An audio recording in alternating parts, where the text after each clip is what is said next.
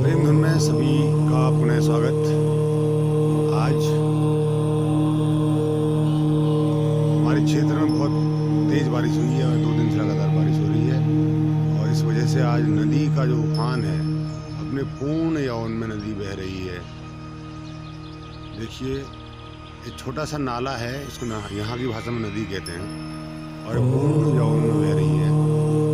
मैं इसके करीब जाकर भी आपको इसके दर्शन कराऊंगा और बाकी नज़ारे बहुत ही अद्भुत हैं। कोहरा लगा हुआ है, देखिए स्वर्ग का ऐसा नज़ारा बन रहा है।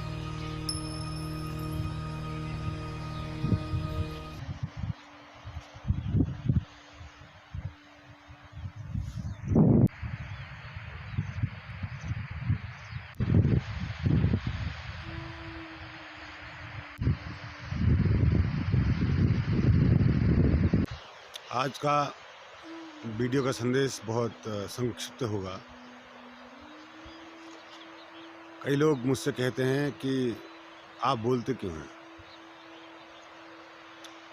तो ये मेरी मजबूरी है। अगर कोई बात अनुभव में आती है उसे बांटना भी पड़ता है, क्योंकि जब करुणा का भाव मन में आता है कि जिस प्रकार से कभी हम प्यासे थे और भटकते थे दर दर सत्य की तलाश में, शायद ऐसा ही कोई हम जैसा और भी भटक रहा होगा सत्य की तलाश में।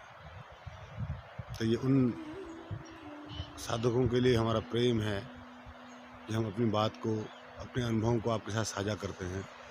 इसका ये उद्देश्य कतई नहीं है कि हमें कोई प्रसिद्धि चाहिए, हमें कोई लोगों की भीड़ चाहिए, क्योंकि हम इतने एकांतवासी हैं कि हमें भीड़ तो वैसे ही पसंद नहीं है और नहीं उन लोगों को संतुष्ट करना जो कौतूहलवश अध्यात्म की तरफ रुख करते हैं कि देखो क्या है इसमें। कई नास्तिक भाई जो है कहते हैं ना कि इट इज़ नॉट प्रूवन, ये सिद्ध नहीं है, ये अनुभव होता है। अनुभव आपकी कल्पना भी हो सकती है, उनका कहना भी ठीक है, अनुभव कल्पना हो सकती है, लेकिन अनुभव के बाद जो जीवन में परिवर्तन आता है वो कल्पना नहीं होती है। विचारों में जो परिवर्तन आता है वो कल्पना नहीं होती है। व्यवहार में जो परिवर्तन आता है वो कल्पना नहीं होती है। जो निर्भयता, जो आनंद आता है अनुभव के बाद, वो कल्पना नहीं होती है।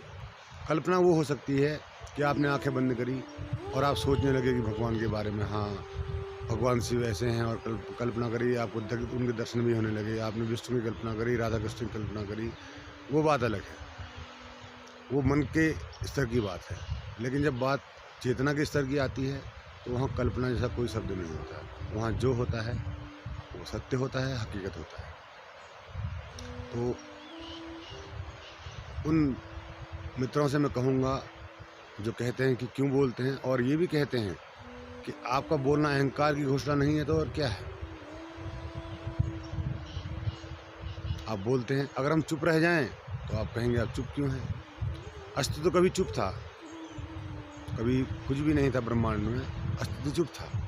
अस्तित्व ने जब बोलना शुरू किया तो सृष्टि का निर्माण हुआ। इसी प्रकार से जब किसी मनुष्य को सत्य का आभास होता है, सत्य का ज्ञान होता है, तो उसे बोलना ही पड़ता है। बिना बोले हुए जा नहीं सकता, क्योंकि ये कंजूसी होगी, यह अन्याय होगा उन लोगों पर जो सत्य की खोजी है। इसीलिए इन तथ्यों पर न जाएं। तथ्यगत बात यह है कि आपने अपने जीवन को सफल करना है, आपने अपने जीवन में ध्यान को उतारना है, आपने अपने जीवन में आनंद की बरसात में स्नान करना है, तो आपको इस मार्ग में आना चाहिए और एक सच्चे मित्र से जो इस रास्ते से वाकिफ़ हो, और ऐसे मित्रों से आपने मित्रता करनी चाहिए जो आपके इस राह में सहयोगी हो सकें। बाकी तो चलता ही रहता है जीवन में, रोजी रोटी, जिम्मेदारियाँ, ये सब तो चलता ही रहेगा, इसमें कोई दिक्कत नहीं है। दिक्कत तब हो जाती है जब आप सब कुछ भूल जाते हैं, स्वयं को भी भूल जाते हैं रोजी रोटी के चक्कर में। पुनः स्वागत है आपका इस वीडियो में। अभी मैं घूमते हुए आ रहा था तो मैं सोच रहा था कि मनुष्य में इतना अंधापन कहाँ से आया। तब मेरे अपने अनुभव पर नजर पड़ी, प्रकृति और परमात्मा। प्रकृति जड़ है ऐसा कहा जाता है, परमात्मा चैतन्य है ऐसा कहा जाता है, लेकिन दोनों एक दूसरे में इस तरह से समाये हुए हैं कि आप उसकी अलग से व्याख्या नहीं कर सकते। प्रकृति आपका शरीर है, परमात्मा आपकी आत्मा है। प्रकृति और परमात्मा का संयोग है आप, जिस मनुष्य के भीतर प्रकृति अधिक चैतन्य की स्थिति में हो वह संसारी बन जाता है। जिसके अंदर परम पिता परमेश्वर जागृत अवस्था में हो तो वो सन्यासी हो जाता है। दोनों ही अतियां हैं। अगर प्रकृति पूर्णतः सुप्त हो तो वो धरती के रूप में, पेड़ों के रूप में आपके सामने है, लेकिन सुसुप्ति का मतलब ये नहीं है, पूर्ण सुसुप्ति नहीं है। प्रकृति जागरण की तरफ अग्रसारित है, प्रकृति जाग जाना चाहती है तो जागृति की तरफ अग्रसारित है प्रकृति। जब तक प्रकृति सुसुप्ति से जागरण की यात्रा में गतिमान है तब तक इस ब्रह्मांड का अस्तित्व है। और जैसे ही वह पूर्ण जागरण को उपलब्ध होती है तो प्रकृति नष्ट हो जाती है, केवल परमात्मा ही शेष रह जाता है।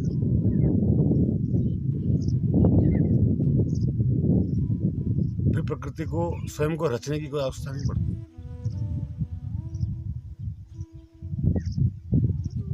वह रचनाकार के साथ एकाकार हो जाती है। और यह एक ही आयाम की बात नहीं है, आपका एक आयाम एम्पलीट्यूड पूरा होता है, फिर पुनः दूसरा आयाम शुरू हो जाता है। एक ही जब कुछ नहीं था तो प्रकृति और परमात्मा एक दूसरे में समाये हुए थे। इस तरह प्रकृति भी पूर्ण चैतन्य थी, परमात्मा भी पूर्ण चैतन्य था, तो इसी स्थिति में कुछ भी नहीं था। लेकिन फिर खेल शुरू होता है। खेल तो अनंत तक जारी है। फिर प्रकृति अपनी पुरानी अवस्था में लौटती है, एक विश्राम के बाद, एक महाआनंद के बाद फिर वह कार्यशील हो जाती है।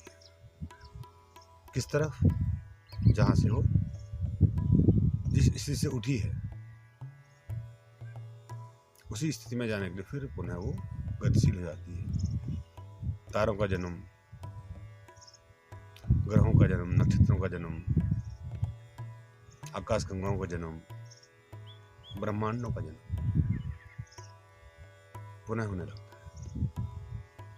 और एक महाकाल की पीरियड में, बहुत बड़ा समय अंतराल, इस पीरियड में वो सक्रिय रहती है। और धीरे धीरे धीरे धीरे जिस प्रकार से हमारी जवानी, बचपन, बुढ़ापा, तीन स्थितियां हैं मनुष्य जीवन की, वैसे ही 0, टॉप, डाउन, ठीक है। तो वैसे ही फिर डाउन के बाद फिर आप 0 में, फिर टॉप में, फिर डाउन, तो ये क्रम आपका चलता रहता है। तो ये विचार भी मनुष्य के मस्तिष्क में आते हैं कि आखिर ऐसा है तो फिर ऐसा क्यों है,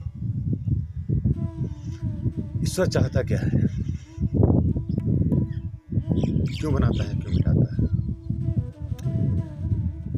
आप ऐसी स्थिति में एक दिन जरूर आएंगे जब आप कहेंगे सब ठीक है, जब आप उस परम तत्व में एकाकार हो जाएंगे तो फिर वहाँ पर कोई प्रश्न नहीं बचेगा कि क्यों बनाता है, बनाया कुछ भी नहीं। फिर अगर आपका अस्तित्व व्यक्तिगत हो तो फिर आप पूछेंगे कि बनाते क्यों नहीं हो। जब आप सब बना सकते हो तो ये क्या है? शून्यता। कुछ क्रिएशन होना चाहिए। तो ये जो विचार हैं ये उसी परम जगत से आते हैं। आप ये मत समझिए कि आपके विचार हैं, उस परम जगत के ही विचार हैं, उस परमात्मा के ही विचार हैं कि कुछ नहीं होता। आप अभी कह रहे हैं कुछ नहीं होता, एक दिन अवश्य होगा कि कुछ नहीं होगा। सारे ब्रह्मांड विलीन हो जाएंगे, समाप्त हो जाएंगे, पूरा आकाश खाली हो जाएगा, पर नष्ट नहीं होगा वो जो कभी नष्ट नहीं हुआ है, जो कभी पैदा नहीं हुआ है। वो ऊर्जा जिससे पदार्थ बना है, वो ऊर्जा कभी नष्ट नहीं होगी, लेकिन वो एक सुसुप्ति के क्रम में चलती है। तब कुछ भी नहीं होगा, दृश्य कुछ भी नहीं होगा, सब अंधकार में होगा, प्रकाश भी नहीं होगा। रात को जब आप सो जाते हैं और स्वप्न भी ना आए तब आप कहाँ होते हैं?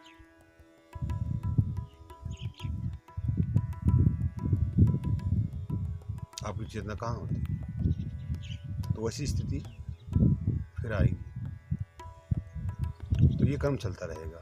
तो आपने इन बातों पर उतना ध्यान नहीं देना, ये तो अनुभव से आपको प्राप्त हो ही जाएगा कि क्या कहानी है।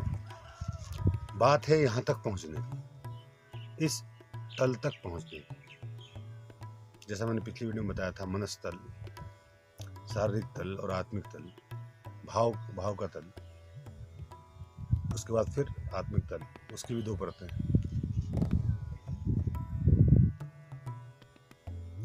7वां तल मुक्ति का तल।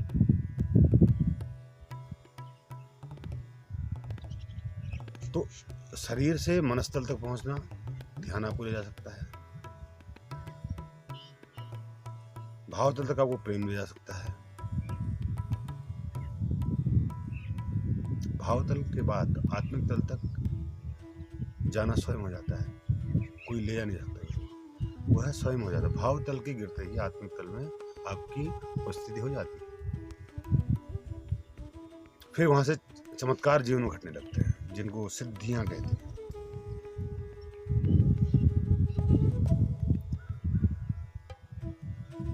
पर आपने उन सिद्धियों में रस नहीं लेना है। अगर आपको मूल केंद्र तक जाना है तो आपने कई बाबाओं के बारे में सुना होगा, चमत्कारिक बाबा, नीम करोनी महाराज, या फिर कोई ऐसे जो हिमालय में तपस्यालीन ऐसे साधक जो वायु आकाश में उड़ जाते हैं और धरती से ऊपर उड़ जाते हैं, चमत्कार कर देते हैं। हाथ घुमाते ही, ऐसे करते ही तो बर्फ में फल निकाल देते हैं, कुछ भी चमत्कार। तो ये उस तल की घटनाएं हैं।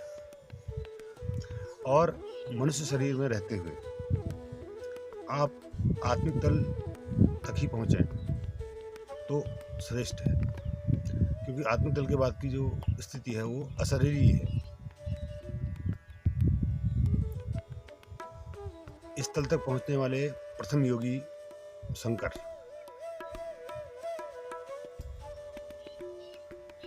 जिनको हमारे हिंदू धर्म, सनातन धर्म में भगवान का दर्जा प्राप्त है और सबसे बड़ी शक्ति होने का दर्जा प्राप्त है।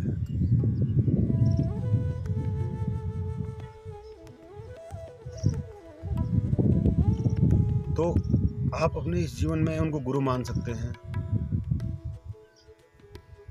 और ध्यान मार्ग में जो भय उत्पन्न होता है उसका भी निवारण करने हेतु आप उनको अपना गुरु मान सकते हैं।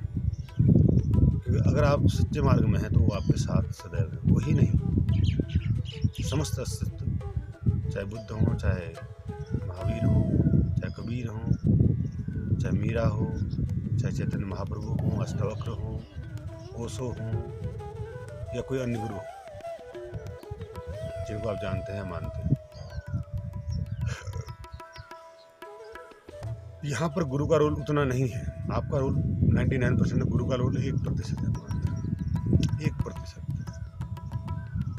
और उस 1% में आप गुरु किसी को बना सकते हैं। पुस्तकों को गुरु बना सकते हैं आप, जीवन की किसी घटना को गुरु बना सकते हैं। जैसे गुरु नानक के जीवन काल में जब वो तराजू में तोल रहे थे, 13 का नंबर आया तो 13 13 13 13 13 13 13 उनका मेरा खो गया, तो बन गए संबुद्ध, बन गए अरिहंत, बन गए भगवान। जहाँ मेरा खोया तो फिर सब कुछ तेरा तुझको अर्पण क्या लागे मेरा। आरती तो हम बहुत गाते हैं पर उसके मर्म को नहीं जानते। तो ये जो मेरा का भाव है, ये सबसे बड़ी समस्या है।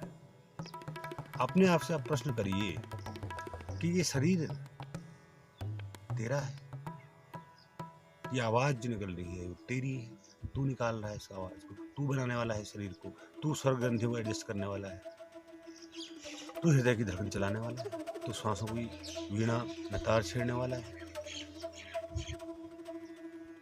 तू है कौन? खुद से पूछो ना, तू है कौन? Who are you? तो अपने उस मन से, अपने उस कुत्सित मन से पूछो यार कि तू कौन है,